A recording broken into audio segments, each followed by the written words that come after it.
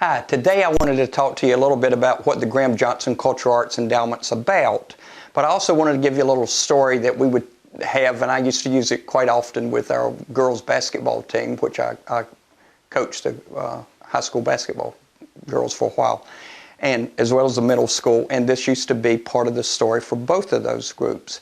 And what it is it relates back to personal experience in my life, but what it was about was a rude awakening I got when I was 19 years old, but it was an awakening I needed when I was 19 years old. I was working in the military. This was during the Vietnam era thing, and I was a hospital corpsman. I went for training, and it was in what was called a neuropsychiatric technician at Bethesda Naval Hospital up in Bethesda, Maryland. And as I was going through the training sessions, one of the things that happened is on Monday mornings we would get assigned patients that we would be working with that week, and on Monday we'd find out who had been admitted to the psychiatric ward. Well, I came in one Monday morning, and one of the things that had happened, and everybody was talking a little buzz about, was there was a very high-ranking psychiatrist who had also undergone psychoanalysis, and he was a very high-ranking person within the whole United States military structure. And the problem was he was there for a depressive reaction. And so immediately we're all sitting around, and we have our little group of people, and there might have been 8 or 10 of us, and they start assigning patients. Well, we're waiting for this patient's name to come up, and as they go down the row, each corpsman at that point was finding out who their patient was. And I noticed we hadn't got to this psychoanalyst that had just been admitted. And it got down to only 2 people left. And it was me and another person. And they gave that person their assignment, and there wasn't but one left. I said, uh-oh, I got problems. And I said, what am I going to say to a psychiatrist, psychoanalyst, blah, blah, blah. But anyway, I ended up with that patient. And so as I remember walking down the hallway, I went to his room, and I walked in, and I had no earthly idea what I was going to say, other than the man was sad. And so what can you do? One of the things that I just started talking in your standard pitch, blah, blah, blah. I know he's heard it a million and one times. He's done it a million and one times. And finally, somewhat maybe 2 or 3, 4, 5 minutes into the conversation, he sort of cut me off. And he goes, Mr. Johnson, he goes, how you like the military? And I go, I don't like it. I can't wait to get out of the military. He goes, He says, now why did you come into the military? I said, well, I wanted to go to college, and I wanted to go to college to play basketball. And he goes, well, why didn't you go to college and play basketball? I said, well, it was easy. My grades were terrible. I had like a 69.5 grade point average, and it took a 70 to graduate. He goes, He goes, so are you learning much here in the military? I said, well, I'm just sort of biding my time. He goes, Mr. Johnson, I want to talk to you. He says, let me tell you what life is. He says, basically, life is a string. He said, you can take a string, and it has multicolors on it.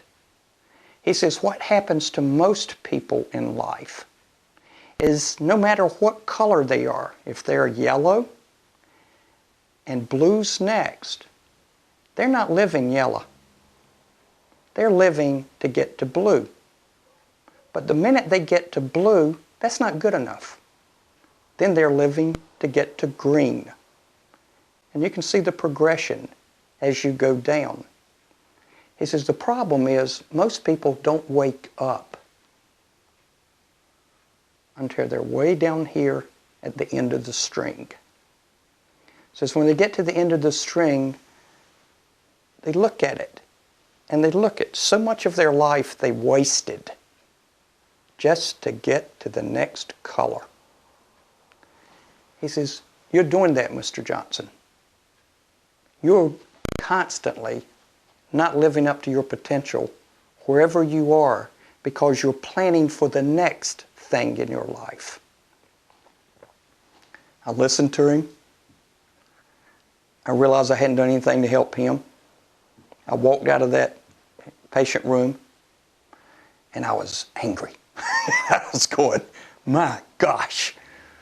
I didn't help him. And there was frustration because I knew I hadn't helped him. But anyway, I got home I went back to the barracks that night, and I started thinking. I said, you know what, one of the reasons I got angry, this is the benefit of being a psychiatric technician, you wonder why do you feel the way you feel. because if you can't figure that out, you can't figure out how to help other people. But I was saying, you know what? One of the reasons I'm angry is I'm angry at myself. He hit the nail on the head. That is the way I'm living my life. And for me, it was that point in time. Well, not immediately then, maybe a couple, 3 weeks later, I said, you know what? I need to start getting my act together. Because I don't want to be laying on my deathbed, looking backwards, wishing I'd had enough sense to figure out you better live every day for what you can. You don't plan for the next day. I'm not saying totally. But what you do is you realize you cherish the moment and do the best you can. You don't have to be the best, just the best you can. And in basketball, we have situations where I hear people come out and tell the kids, give it 110%. You can't give 110%. You can give 100%. The truth is, kids in school, you can't give 100% to everybody all the time. Nobody can do that. What you do is you do the best you can at that moment in time. And for many of you, it's going to be 80% is the best you can do at that time. But guess what? That's good enough. But that's part of the motto, and that's part of what we're doing with the Graham Johnson Cultural Arts Endowment. We're trying to teach people, and it doesn't have to be kids, it's people. Do the best you can when you can. All of us have one of these strings. We all live the same processes. You may know part of the Graham Johnson is our son didn't get but about that far on this string. You assume you're going to have a long string. May not happen.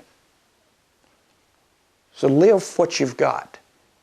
Now, one of the things I want to make now an offer, and I hope this works, because once my daughter heard the story the first time, I think she was in the 7th grade, she started wearing one of these all the time around her wrist, constantly. And she's worn it for 6, 7 years now.